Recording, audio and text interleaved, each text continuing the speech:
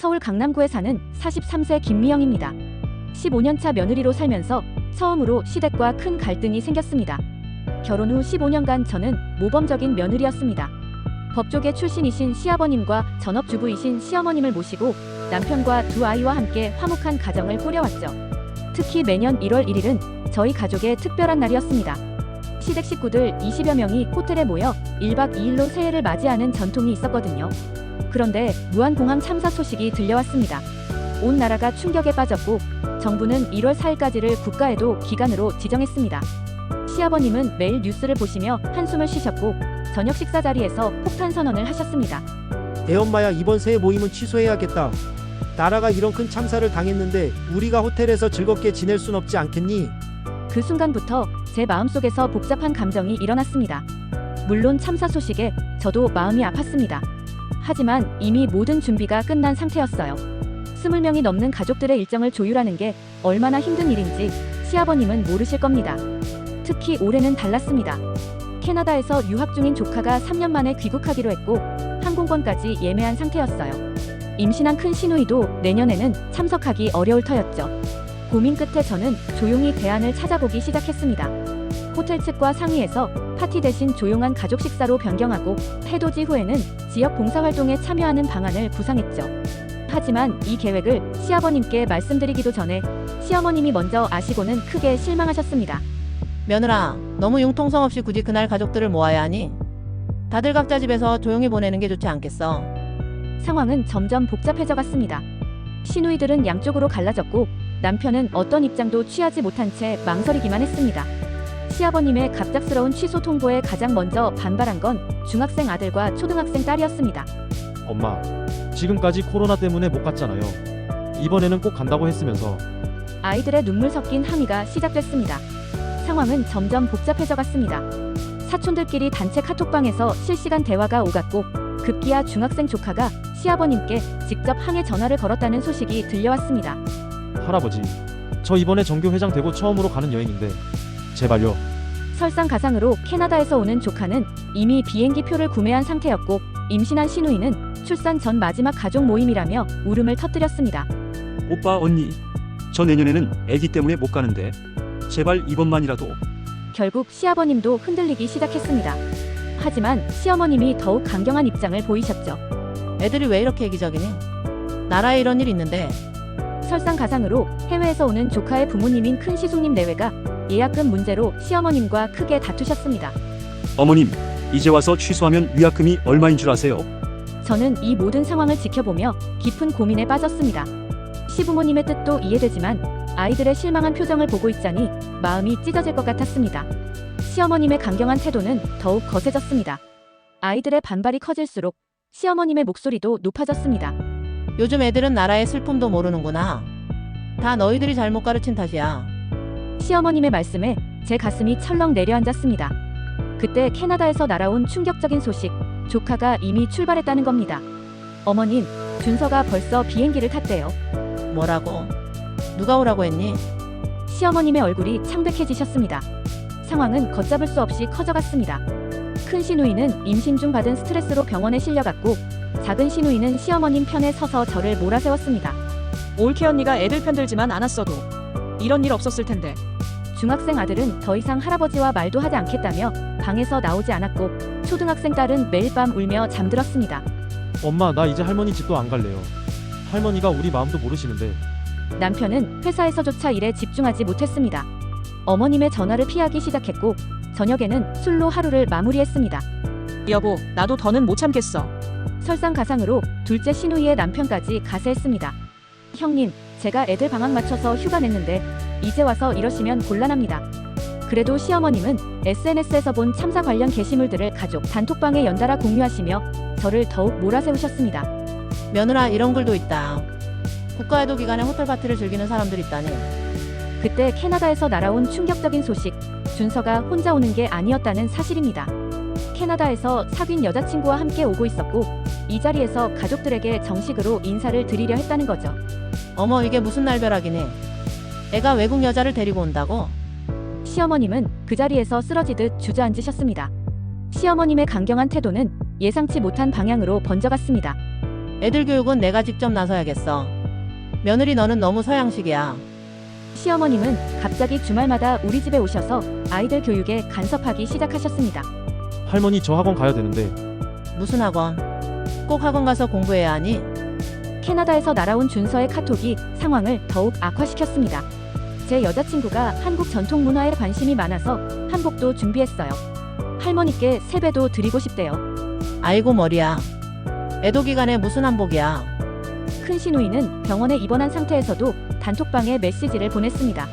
엄마, 저 유산하면 책임지실 거예요? 올케 언니한테만 뭐라 하지 마세요. 언니, 지금 엄마를 협박하는 거야?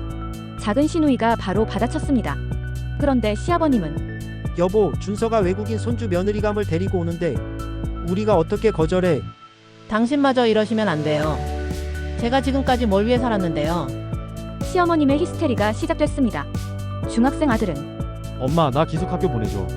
할머니 얼굴 보기 싫어. 초등학생 딸은 매일 밤 악몽에 시달렸고 상담 선생님을 만나기 시작했습니다. 이 와중에 준서의 여자친구 부모님께서 한국에 같이 오신다는 소식이 전해졌습니다. 뭐? 외국인 부모님들까지. 이게 무슨 날벼락이야. 시어머님은 급기야 혈압약을 2배로 드시기 시작했습니다. 시어머님과 거실에서 텔레비전을 보고 있는데 무안공항 참사 유가족들의 인터뷰가 나왔습니다. 저희 가족은 크리스마스를 맞아 모처럼 가족여행을 갔는데 모두 돌아가셨습니다. 저만 일이 있어 어쩔 수 없이 여행에 빠졌는데 이제 어떻게 해야 할지 정신이 나가 뭐가 뭔지조차 갈피를 못 잡겠으며 한 유가족의 인터뷰를 보며 시어머님의 눈시울이 붉어지셨습니다. 할머니, 저기 우리랑 비슷한 또래 아이들도 있었대요. 초등학생 딸이 TV를 보며 말했습니다. 아들도 조용히 거실로 나와 앉았습니다. 엄마 나 아까 친구네 집에서 봤는데 우리 학교 선생님 친척도 있었대. 시아버님은 신문을 보시다가 한숨을 내쉬셨습니다. 팔순잔치를 위해 온 가족이 한개 같다고? 이런 참사가 있나? 어머 저기 보세요. 희생자 가족들이 공항에 합동분향소를 차렸대요. 시어머님이 TV를 가리키셨습니다. 엄마, 우리 반 친구 할아버지도 그 비행기에 계셨대요. 딸아이의 말에 거실이 순식간에 조용해졌습니다. 여보, 우리 가족이 이렇게 다 같이 있다는 게 얼마나 감사한 일인지. 남편의 목소리가 떨렸습니다. 우리 모두 합동분향소에 가보는 게 어떨까요? 합동분향소가 여기도 차려졌을까요? 시아버님도 안경을 벗으시며 말씀하셨습니다. 그래, 내 말이 맞다. 우리 모두 합동 분향소에 가보자. 그때 큰 시누이에게서 전화가 왔습니다. 올케, 나 퇴원했어. 우리도 분향소에 같이 가고 싶어. 어머님, 우리가 계획했던 호텔 비용을 유가족 성금으로 보내는 건 어떠세요? 남편이 떨리는 목소리로 말을 이었습니다. 우리 아이들에게도 좋은 교훈이 될 것 같아요. 중학생 아들이 처음으로 입을 열었습니다. 아빠 제가 기숙사 가겠다고 한 거 취소할게요. 우리 가족이 함께 있는 게 얼마나 소중한지 알았어요. 어머님, 준서가 연락이 왔어요. 우리 준서가 뭐라고 하디? 캐나다 여자친구와 함께 합동 분향소에 들르고 싶다고 해요. 그래. 우리 모두 함께 가자. 살아있는 우리가 서로를 더 아끼며 살아야지. 아이고 저 뉴스를 보니 또 가슴이 미어지네. 시어머님이 TV를 보시다가 한숨을 내쉬셨습니다. 어머님, 저도 마음이 너무 아파요. 제가 너무 경솔했어요. 제가 조심스레 말씀드리자 시어머님은 제 손을 꼭 잡아주셨습니다. 어머님, 사실 저 호텔 예약금도 환불받았어요. 그래. 얼마나 돌려받았니? 환불받은 금액까지 모두 유가족 성금으로 보낼게요. 며느라. 네, 어머님. 내가 우리 집안의 며느리로 온 게 얼마나 감사한지 모르겠다. 시어머님이 저를 꼭 안아주셨습니다. 그래 우리 며느리. 이제야 내가 왜 그렇게 고집을 부렸는지 이해하지? 네, 어머님. 제가 더 일찍 깨달았어야 했는데. 사실 어머님, 제가 어제 밤새 생각해봤어요. 뭘? 우리가 호텔에서 즐겁게 보내는 동안 유가족분들은 얼마나 마음이 아프실까? 생각하니 너무 죄송하더라고요. 시아버지는 안경을 고쳐 쓰시며 깊은 한숨을 내쉬셨습니다. 내가 법조계에 있었을 때도 이런 큰 사고는 없었다. 아버님, 제가 처음에는 이해하지 못했어요. 그래, 근데 뉴스를 보면서 아버님 말씀이 가슴에 와닿았어요. 사실 나도 처음에는 너무 강하게 나왔던 것 같아. 아니에요, 아버님. 오히려 제가 감사해요. 왜? 우리 가족이 올바른 길로 가도록 이끌어 주셔서요. 애미야, 내가 우리 집안의 며느리로 와서 참 다행이야. 아버님, 앞으로도 이렇게 서로 이해하면서 살자. 아버님, 저희 집 거실에서 가족들과 함께 차라도 한 잔 나누면서. 그래, 애미야. 호텔보다 이게 더 의미 있겠구나. 시아버지의 눈빛이 따뜻해지셨습니다. 아버님, 제가 법조계 선배님이셨던 아버님 마음을 이제야 이해하겠어요. 그게 무슨 말이냐? 국가적 재난 앞에서 우리가 어떤 자세를 가져야 하는지 알려주셔서요. 사실 나도 처음엔 고민이 많았단다. 네, 너무 강하게 말한 것 같아 미안했지. 아니에요. 아버님 덕분에 우리 가족이 더 성숙해진 것 같아요. 에미야, 이번 일을 계기로 우리 가족이 더 단단해진 것 같구나. 네, 아버님. 앞으로도 이런 대화 많이 나눠요. 시아버님의 눈가에 살짝 눈물이 맺혔습니다. 내가 판사 시절에 비행기 사고 재판을 맡은 적이 있었어. 시아버님이 오랜만에 과거 이야기를 꺼내셨습니다. 그때도 많은 유가족들이 법정에 오셨지. 아버님, 그때는 어떻게 하셨어요? 재판장으로서가 아닌 한 인간으로서 너무 가슴이 아팠단다. 이번 참사를 보니 그때 생각이 나는구나. 아버님, 유가족들의 슬픔은 세월이 지나도 쉽게 아물지 않아. 아버님, 제가 한 가지 제안 드려도 될까요? 그래, 말해보렴. 우리 가족이 합동 분향소에 가기 전에 아버님이 법조인으로서 경험하신 이야기를 들려주시면 어떨까요? 그래. 우리 가족이 이 참사의 의미를 더 깊이 이해할 수 있겠구나. 그때 한 유가족이 내게 편지를 보냈어. 시아버님의 목소리가 흔들렸습니다. 재판장님, 제 아이가 돌아오진 않겠지만 진실만은 밝혀주세요라고. 사실 그동안 말하지 못했는데 네, 아버님. 이번 무안공항 참사 소식을 듣자마자 그때 그 유가족 어머님 얼굴이 떠오르더구나. 그래서 아버님이 그토록 강경하게 말씀하셨던 거군요. 너무 미안하구나. 내 감정이 앞서서. 아니에요. 제가 오히려 감사해요. 아버님, 우리 가족이 할 수 있는 일이 또 없을까요? 그래서 말인데 네, 내가 옛날 법조계 동료들과 유가족 무료 법률 상담을 준비하고 있단다.